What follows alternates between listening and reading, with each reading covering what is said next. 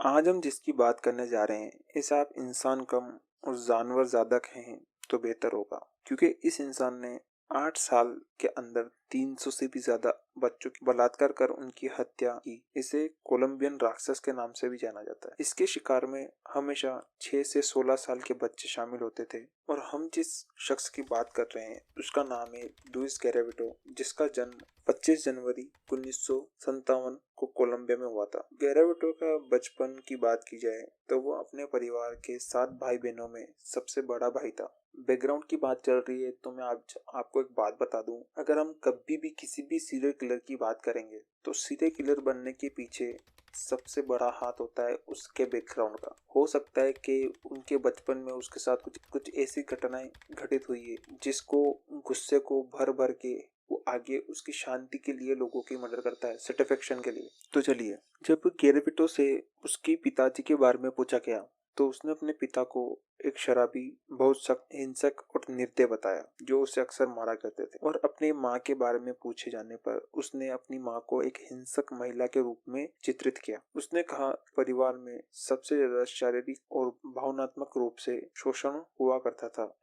उसके माता पिता के जो वैवाहिक जीवन था सही नहीं चलने के कारण उसके परिवार में अक्सर लड़ाई झगड़े, घरेलू हिंसा होती रहती थी। कई बार गेरेविटो के पिता ने उसे पेड़ से बांधकर पेड़ की टहनी से बुरी तरह से पिटाई की थी, जो उसके दिमाग पे गहरा असर छोड़ गई और सारे बच्चे गेरेविटो के पिता से डरने लगे, यानी उस गेरेविटो के छोटे भाई बहन। गेरेविटो जब 12 साल का था तो उन्हीं के मोहल्ले में एक दुकानदार के द्वारा गेरोविटो के साथ एक सेक्सुअल हैरेसमेंट और फिजिकल शोषण किया गया, जिसने उसको अंदर तक हिला के रख दिया। उसके साथ यह अक्सर होता रहता था। ये सब लगातार 1-1.5 साल तक चला। 14 साल की उम्र में वह साइकोलॉजिकली एक अलग ही अवस्था में पहुंच गया था। उसने शराब पीना शुरू कर दिया था और उसी के शहर के अंदर सेक्सुअल रिलेशन बनाने शुरू कर दिए थे, यानी रेड लाइट एरिया में जाना शुरू कर दिया था। और वह लोकल गैंग के साथ भी उठना बैठना शुरू कर चुका था। वह अंदर तक इतना भर चुका था कि 15 साल की उम्र में उसने 2 छोटे बच्चे, एक 5 साल और एक 6 साल के लड़कों के साथ रेप करने का कोशिश किया, लेकिन वह कामयाब नहीं हो सका। इसके बाद वह अपने साथ हुए चरम दुर्व्यवहार को एक दिमाग में बुरे व्यवहार के तौर पे बसा चुका था और उसकी शांति के लिए 1970 और 80 के दशक में वह लड़का और लड़की यानी छोटे बच्चों को सेक्सुअल हरास करने की कोशिश करता। 90 के दशक में वह इतना निडर और आत्म शांति के लिए लगातार बलात्कार व हत्या करने लगा। वह अपने शिकार में 6 से 16 साल के बच्चों को ही शामिल करता, खासकर उन बच्चों को जिनकी आंखें हल्की भूरी होती थी। वह बच्चे जो कि कामकाजी, बेघर, किसान के बच्चे और अनाथ बच्चे हुआ करते थे।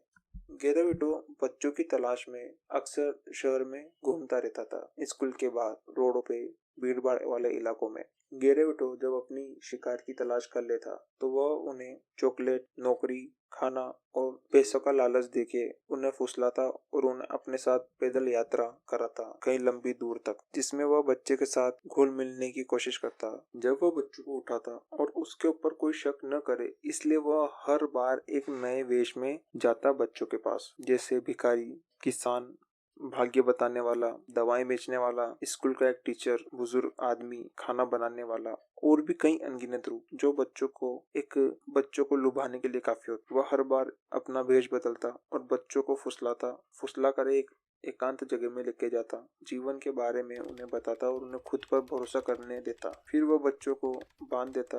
उसके बाद वह पेचकस से उन पर वार करता, उन्हें तड़पाता और बलात्कार करता। कई बार वह उनकी जननांगों को काट देता, उनके पेट को चीरकर उनकी आंतों को निकाल कर बाहर निकाल देता। कई बार तो कुछ बच्चों को 100 बार तक वार किया हुआ पाया गया और कुछ बच्चों की जांच में तो उनकी शरीर की पूरी चमड़ी भी निकाल ली गई थी। कभी कभी तो वो पीड़ित के साथ संभोग के दौरान भी वार करता जाता और संभोग का सुख प्राप्त करता। कई बार वो लाशों के साथ भी सेक्स करने का दावा करता है। बहुत से पीड़ितों को तो लंबे समय तक यातना देने का निशान भी पाया गया है। 1952 में जब वह कोलंबिया की सड़कों पर 6 से 16 आयु के बच्चे जब नाबालिग बच्चे गायब होने लगे तो दशकों से चल रहे गृह युद्ध के कारण कोलंबिया में बहुत तेजी से गरीब बच्चे और अनाथ बच्चों की संख्या बढ़ती गई। यह सूची संभावित तौर पर ज्यादा थी, परंतु कई महिलाएं अपने बच्चों के लापता होने की सूचना देती थी। 1998 में फुटबॉल खेलते हुए बच्चों को एक समूह में एक कंकाल की खोज करते हैं। जांच करने पर उन्हें वहां पे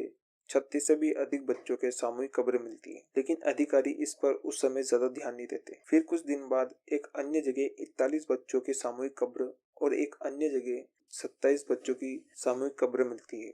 जब वो तीन इतनी बड़ी बड़ी वारदात सामने आती है तो वहाँ की पुलिस सतर्क हो जाती है और इस मामले की जांच में लग जाती है। उनका मानना था कि यह क्रूरता इतनी भयानक है कि यह हत्या या तो इंसान के रूप में कोई शैतान कर सकता है या अंतर्राष्ट्रीय बाल तस्कर गिरोह के द्वारा किया गया है। पुलिस अपनी जांच में जुट जाती है और इधर गैरावेटो इन्हीं कुछ दिनों में कुछ और अन्य हत्याएं कर देता है। वह पालमीर शहर के बाद 2 नग्न बच्चों की शव को गन्ने के खेत में पाया जाता है। वह एक दूसरे के पास में पड़े हुए थे तो वह नशे में कुछ ज्यादा ही था। इसी कारण उसके हाथ में लग रही सिगरेट के कारण गन्ने के खेत में आग लग जाती है, लेकिन उसे इसका अनुभव नहीं होता। इतनी भीषण होती है कि उसमें वह खुद भी जल जाता है और खुद को बचाने के लिए अपने चश्मे, शर्ट, जूते, अंडरवेयर और पैसे जो कुछ भी उसके पास था वो वहाँ छोड़ जाता है। पुलिस को जब वहाँ जांच करने के दौरान ये सामान मिलता है तो उसके अंदर गैरावेटो की प्रेमिका का लेटर और कुछ रसीदें थी। पुलिस को शक होता है